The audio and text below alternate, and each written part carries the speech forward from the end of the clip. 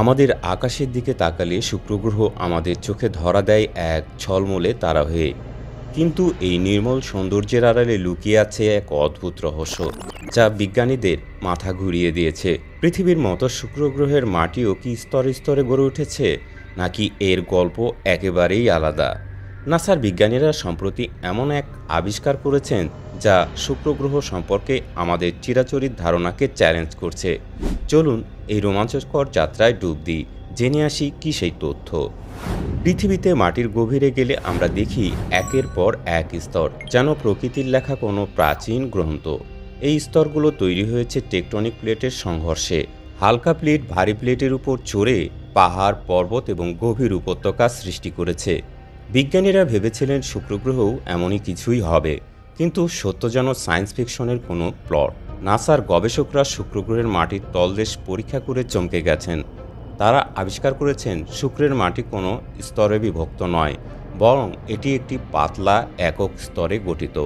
আর এর পেছনের কারণ সেটি শুনলে আপনিও চমকে যাবেন।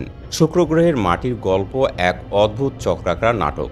এখানে মাটি কখনো স্থির থাকে না। উপরের স্তরের মাটি নিচে গিয়ে প্রচণ্ড উত্তাপ আর চাপের মুখে গলে যায়। এই গলিত মাটি নতুন লাভায় রূপ নেয়, যা শুক্রের অগণিত আগ্নেয়গিরির মুখ দিয়ে ছিটকে বেরিয়ে আসে। লাভা ঠান্ডা হয়ে আবার মাটির স্তরে জমা হয়, কিন্তু সেই মাটিও আবার নিচে গিয়ে গলে যায়। এভাবে এক অবিরাম চক্র চলতেই থাকে শুক্র গ্রহে। এই লাভার চক্রের কারণে শুক্র গ্রহের মাটি কখনো পুরো হতে পারে না, পৃথিবীর মতো স্তরে স্তরে জমে না, বরং এটি একটি পাতলা আবরণ যা ক্রমাগত গলে উগরে আর জমে চলেছে। এ যেন শুক্র গ্রহের নিজস্ব অগ্নিময় সিম্ফনি। নাসার বিজ্ঞানীরা এই আবিষ্কারে হতবাক।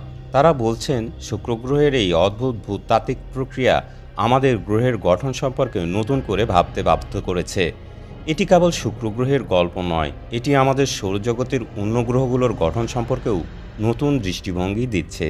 শুক্র গ্রহের এই রহস্যময় চক্র আমাদের মনে একটাই প্রশ্ন জাগায়, আর কি কি বিষয় লুকিয়ে আছে এই মহাজাগতিক প্রতিবেশীর বুকে?